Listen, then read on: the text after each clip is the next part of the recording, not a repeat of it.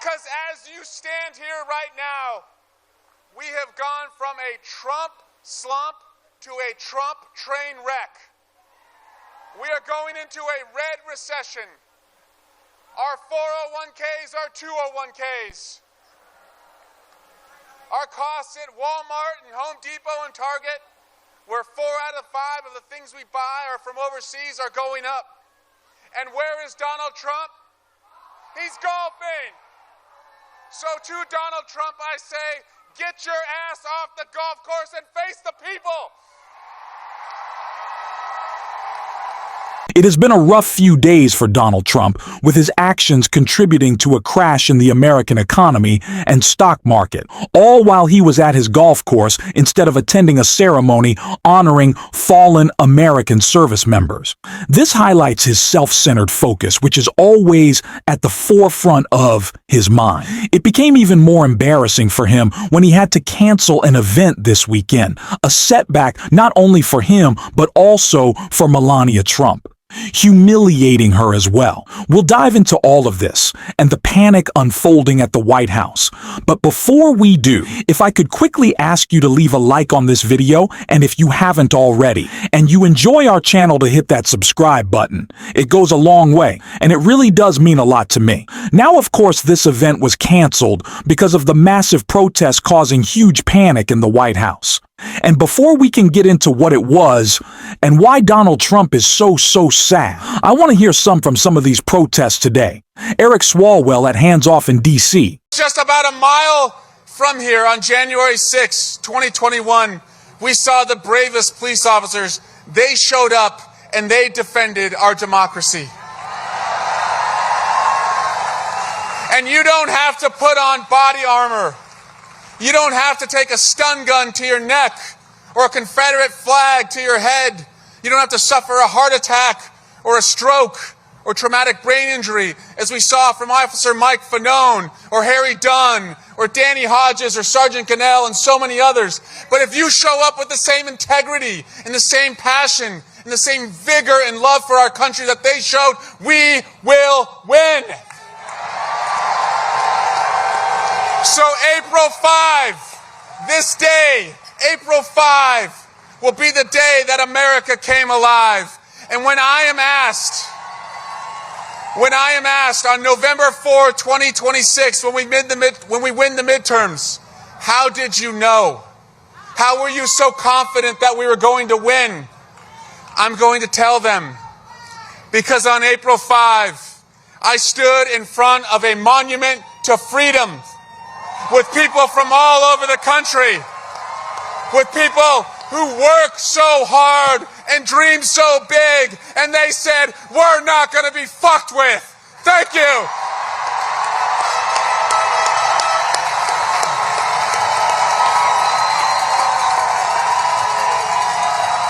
This is what kicking the shit out of fascism looks like.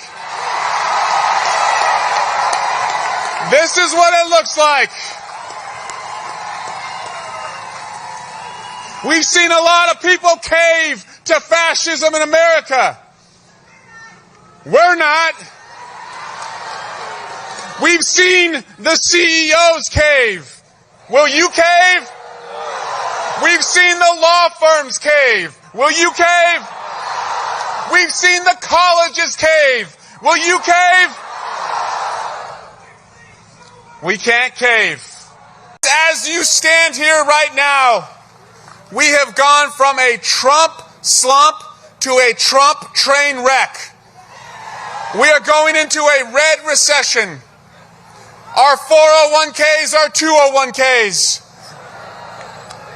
Our costs at Walmart and Home Depot and Target, where 4 out of 5 of the things we buy are from overseas, are going up. And where is Donald Trump?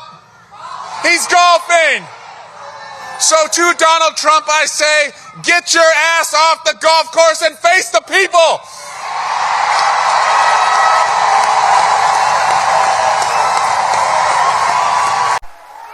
Because as you stand here right now, we have gone from a Trump slump to a Trump train wreck. We are going into a red recession. Our 401ks are 201ks. Our costs at Walmart and Home Depot and Target, where 4 out of 5 of the things we buy are from overseas, are going up. And where is Donald Trump? He's golfing. So to Donald Trump, I say, get your ass off the golf course and face the people.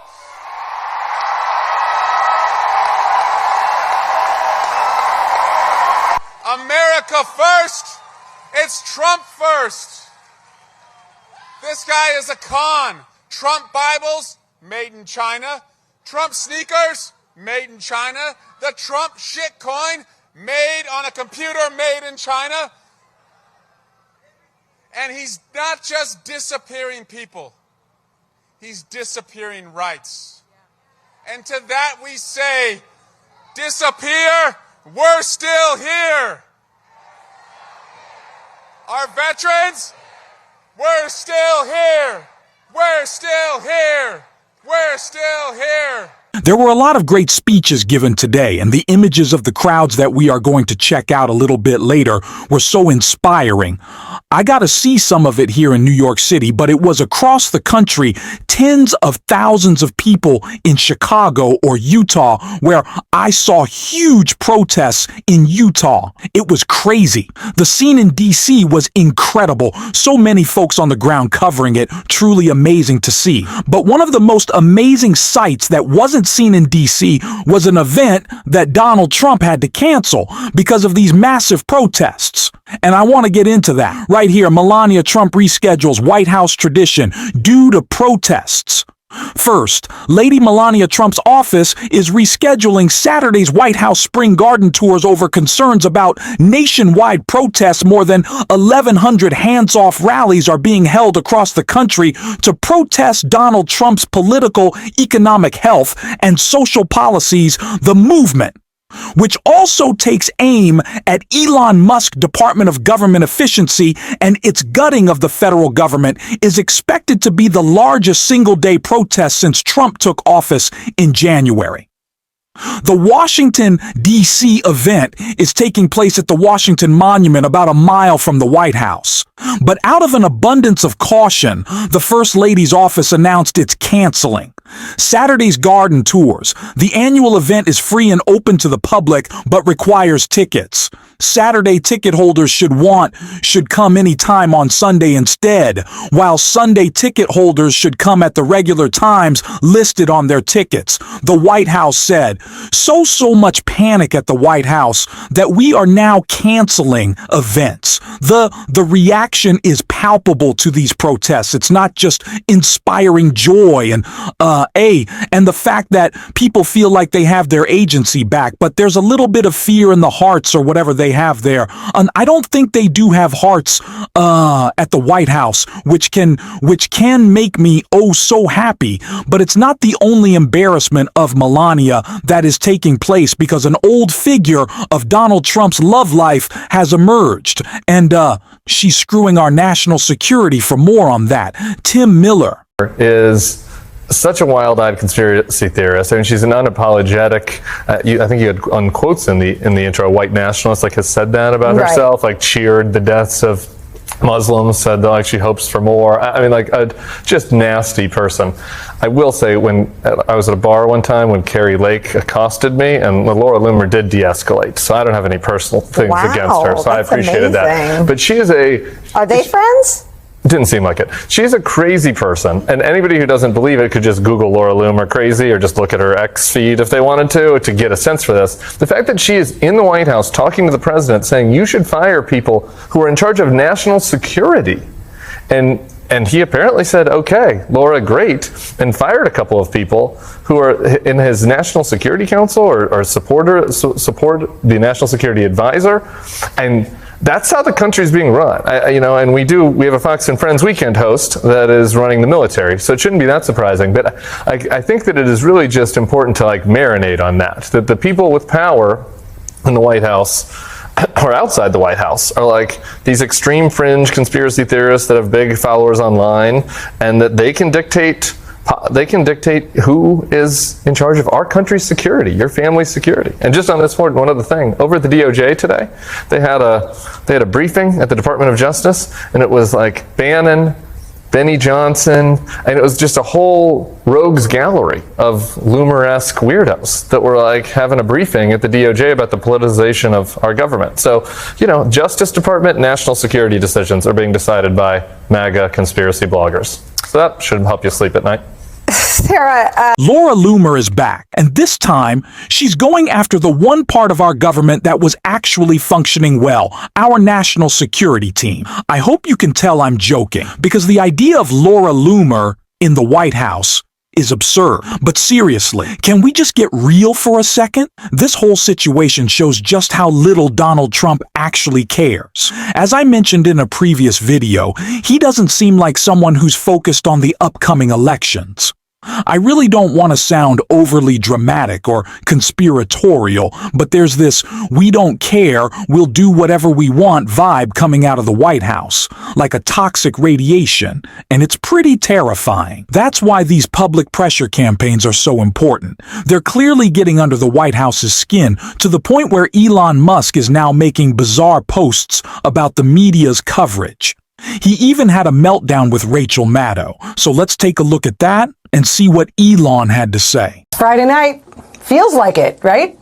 That said, may I suggest that you go to bed kind of early, hydrate, eat your Wheaties in the morning, maybe put off the Friday night cocktail to make it a Saturday night cocktail this week, if at all.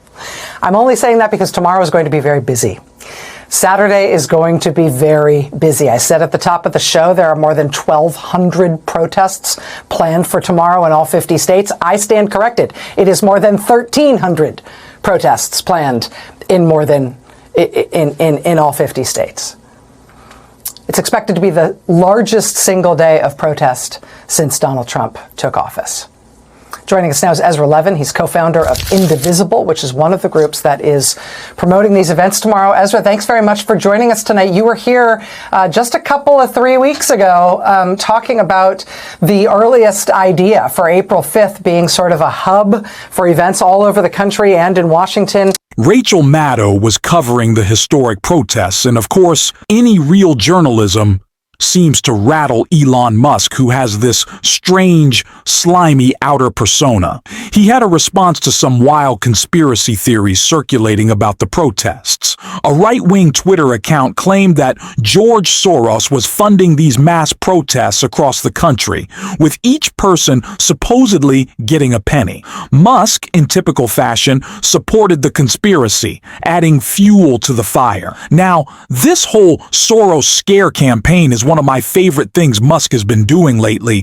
The idea that George Soros is supposedly paying people to protest, trying to influence elections with checks, is just absurd. It's almost as if Musk himself is unaware of the fact that he, a billionaire, has spent billions in the past year trying to sway politics and elections. The irony of Musk pushing this narrative about Soros while doing the exact same thing is wild. It's like he's accusing someone of doing what he's actively doing. At least he's getting some backlash for it, and that's a small comfort. I hope it makes you feel better as well. We're going to try to bring some positive news to this channel, and if you want to support that, as always, you can hit that subscribe button, leave a like on this video, and if you stuck around to the end, drop a blue heart in the comments. And until next time, I will see you soon.